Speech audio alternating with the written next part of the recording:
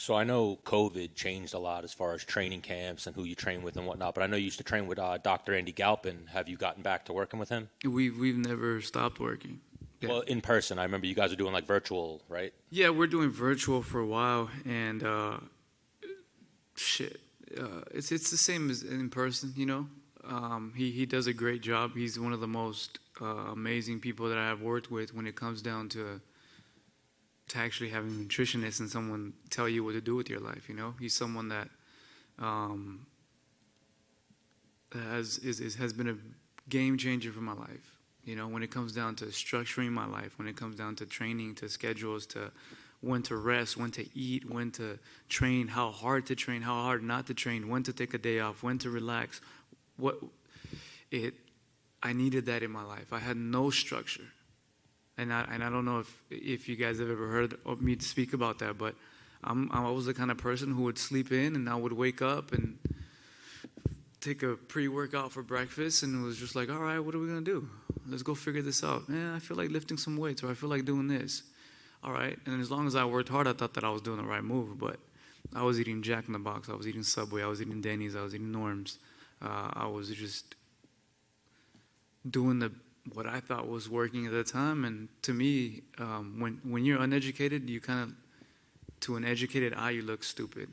And that's what I was, you know. I was uneducated in the fact that I was like, well, a tuna sandwich is healthy, right? They're like, no, man, check this out. This is how many carbs, this is how many grams, this is protein, this is this, it had this added. And you're like, what the fuck is all this? I didn't even know. And then you actually listen to it and you start doing it, and everything changes. And Andy has been a game changer for my life. And he's one of those men that every Saturday he's at the track workout with me, and he's doing the same drills I'm doing. He's behind me. Like, I'm like, fuck, I can't shake this motherfucker. Like, I'm in shape, and he's like, I'm right behind you. I'm right. He's talking shit, but motivation-wise, right? But he's an amazing human being. Yeah, I love Andy. We spoke about you one time, and I was like, Brian Ortega seems like the nicest guy. It was when you had the incident with Korean Zombies coach or whatever. I was like, why would he ever do that? He was like, no. Like, it's funny that your eyes went up when he said street certified before, and you didn't even hear his question, because that's what Andy Galpin told me. He's like, Brian Ortega is almost the lost Diaz brother. Like, you are street certified. Like, you're that guy. I'm what they are, but from Los Angeles, you know. It's just they're up north, and I'm Sureño, you know, and from the south. So you fought Volkanovski. If you do like an honest assessment of that fight, is he levels above you, or was that an off night for Brian Ortega? No, there's no excuses at the end of the day, right? You go in there, you do your best. There were things that I didn't implement that I should have done a little bit more. There are errors that happened when it came to the submissions, to allowing both hands to get on my hips. That's the escape there, you know. So I thought I had the arm still in, and the elbow slipped out through the crack when it allowed both hands to place on my hip. So there are adjustments that I have to make, and obviously in the fight, it's a hard thing to do, man. This is a live fight. Like, I'm fighting for my life. He's fighting for his life.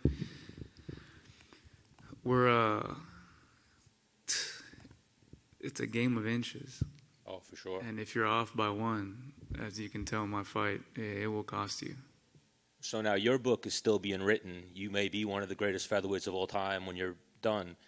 There's Aldo, Volkanovski, and Max in the argument. Who's the featherweight GOAT to you? I think Aldo, as of right now, just because he defended it for, I don't know how many times. I don't know who has the stats on that, but I want to say 7, 8, 9. I don't know. It was. I remember just being barely pro and just watching him go from WEC to UFC and stay there for the longest till Max beat him. To be the king for that many years, that's a lot of years, you know. Oh, for sure. So as of right now, it's him, but for sure I see Volkanovski right there with him as well, based off everything that he's done, and Max is in there as well, you know. You made 3 great points on 3 great fighters that have been in the UFC featherweight division. So Brian Ortega might be that 4th one on that Mount Rushmore. He's on his way up there, man, for sure. Before my time is done here, the world will remember me as one of the top dogs and best fighters of the featherweight division. And then obviously I guess people will always assume relationships and fighting doesn't work, but you and Tracy Cortez, obviously, both fighting at the highest level. I see you coaching her. She helps you in the corner. Is it ever a hinder at all, or is it always just fuel? No, it's always good, man. You know, like we understand each other's work. We see what we do, and it helps. You know, because someone who doesn't understand what we do, they're like, damn, you're so fucking selfish, or all you do is care about you and your career. You don't even care about me or whatever it is, right? Whatever these situations may be with fighters who deal with any athlete who deals with a partner who doesn't fully understand what they're involved in, right? And this just helps. To me, it helps because it's like, yo, I did this today, and right off the bat, she's like, oh shit, yeah, you're tired. Like, I'm gonna just leave you alone. I'm like, cool, thank you. Or like, if I had, you know, women, you know, they have a bone to pick once a week. They just wake up like, Once a week, once a day. Oh, fucking whatever. I'm lucky I got once a week. They just sit there and look at you while you're resting like, what the fuck am I going to fight with this man about today? And she does a good job at What's harder? Checking her emotions. What's harder on your nerves, your fights or her fights? My fights. You get more nervous for your fights than watching hers? Yeah, with her fights, it's more anxiousness. It's more, am I prepared? Am I ready? Am I going to be able to coach her the best of my ability? It's easy when you're not in here, man. When you don't have to step in the cage and fight, to me, it seems a lot easier. The weight of the world is not on my shoulders anymore. Like, the weight is on her shoulders, and the weight for me is just make sure you maneuver that joystick right to where she does everything right. And to me, once you do your homework on that aspect, it's pretty easy. So Yair, well, last one from me. I know Yair is kind of like a gypsy. He travels gyms a lot, and he's moving around a little bit. Have you and him ever crossed paths? Training-wise? Training-wise, or anything personal interactions, anything like that? Yeah, for sure. We've seen each other a lot of times. We've seen each other in Mexico. We partied with each other in Mexico. We partied with each other in Vegas. We did a race together where we flipped a car together. Like, we took second in the Mint 400 race, and I asked him if he wanted to be my co-pilot in the car.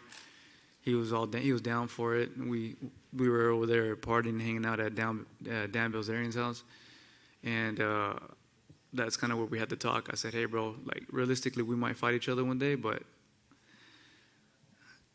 just know I got no beef with you. No, it ain't no hard feelings. And I hope the day when that day does come, which has came, is we're both getting paid and we're putting Mexico on the map. Awesome. Thank you, brother.